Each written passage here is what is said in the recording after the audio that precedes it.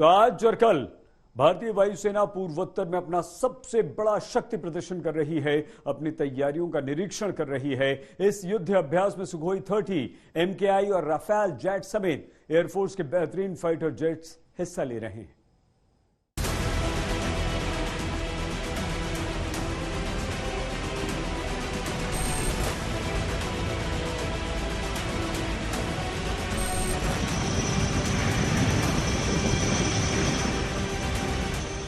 ये भारतीय वायुसेना की विराट शक्ति है, दुश्मनों को बेचैन कर देने वाली, दुश्मनों के हौसले पस्त कर देने वाली। देश के जिस हिस्से में तवांग है, जहां चीनी सैनिकों ने हिमाकत की, हमारी सीमा में दखल देने की गुस्ताखी की, उसी हिस्से में आज वायुसेना का शौर्य प्रदर्शन है। यूं तो इसकी तैयारी पहले से ही थी, लेकिन बीच में 9 दिसंबर आ गया और तवांग में तनातनी करने वाले चीनी सैनिकों की कुटाई हो गई। और उधर चीन के गुरूर को धूल चटाने के बाद हिंदुस्तान बड़े युद्धाभ्यास का बिगुल फूंक चुका है। सूत्रों के मुताबिक असम के तेजपुर, छबुआ और जोरहाट एयरबेस और पश्चिम बंगाल के हाशिमारा एयरबेस के लड़ाकू विमान इस युद्धाभ्यास में शामिल होंगे। तेजपुर एयरबेस पर वायुसेना के सुखोई फाइटर जेट तैनात रहते हैं। हाशिमारा को राफेल लड़ाकू विमानों का घर कहा जाता है। जोरहट में अपाचे हेलीकॉप्टर्स और ट्रांसपोर्ट एयरक्राफ्ट्स की तैनाती रहती है। अरुणाचल प्रदेश के तवांग सेक्टर के यांगसे में भारत और चीन की सेनाओं के बीच जो टकराव हुआ, उसके 6 दिन बाद 2 दिनों का एयर एक्सरसाइज भारतीय वायुसेना करने वाली है। और ये 2 दिन आप पूर्वोत्तर के आसमानों में अलग अलग विमानों को देखेंगे। यहां पर फाइटर जेट्स होंगे, चॉपर्स होंगे, मालवाहक विमान होंगे और साथ ही यूएवीज भी यहां पर उड़ान भरेंगे, क्योंकि जो मॉडर्न युद्ध है, जो मॉडर्न वॉरफेयर है, उसमें सबसे बड़ी ताकत यही यूएवीज साबित होते हैं। राफेल और सुखोई दोनों वायुसेना के फ्रंट लाइन फाइटर विमान हैं।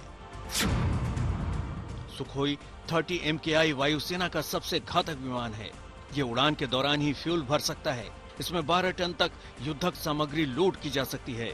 इस विमान में डबल इंजन लगे हुए हैं। सुखोई 30 MKI एक बार में 3000 किलोमीटर की उड़ान भर सकता है। सुखोई 30 MKI को अमेरिका F-16 से बेहतर माना जाता है। इसमें सैटेलाइट नेविगेशन सिस्टम लगा है, जो इसे किसी भी मौसम में उड़ान के लिए कारगर बनाता है। इसमें long range radio navigation system है। इसमें ऑटोमेटिक फ्लाइट कंट्रोल सिस्टम है।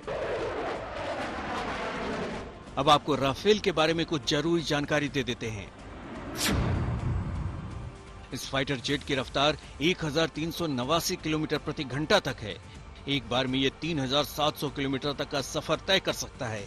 हवा से हवा और जमीन दोनों पर हमला करने वाली मिसाइलों से ये लैस है। चीन के साथ विवाद के बाद इसमें हैमर मिसाइल लगाई जा रही है।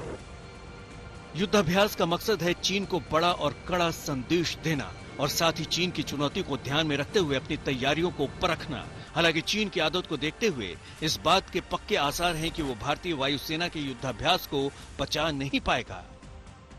जब वो 100 किलोमीटर LAC से भारत अमेरिका युद्धाभ्यास पर आपत्ति कर सकता है, जो कि हर 1 साल का फीचर होता है, लगभग 18 साल से जो चल रहा है, तो इस तरह की चीजों को लेकर और इसीलिए वायुसेना की तरफ से ये स्पष्टीकरण भी दिया गया। वायुसेना की तरफ से ये स्पष्टीकरण दिया गया कि ये रूटीन है, इसे जोड़ा न जाए मौजूदा परिस्थितियों से। आपको बता दें कि कुछ दिन पहले ही भारत और अमेरिका ने वास्तविक नियंत्रण रेखा यानी LAC से करीब 100 किलोमीटर दूर उत्तराखंड के औली में बड़ा युद्धाभ्यास किया था। ये वही युद्धाभ्यास है जिससे चीन को बड़ी मिर्ची लगी थी, लेकिन भारत ने चीन के विरोध के बावजूद अमेरिका के साथ युद्धाभ्यास किया था। तवांग से श्वेता सिंह के साथ आज तक ब्यूरो।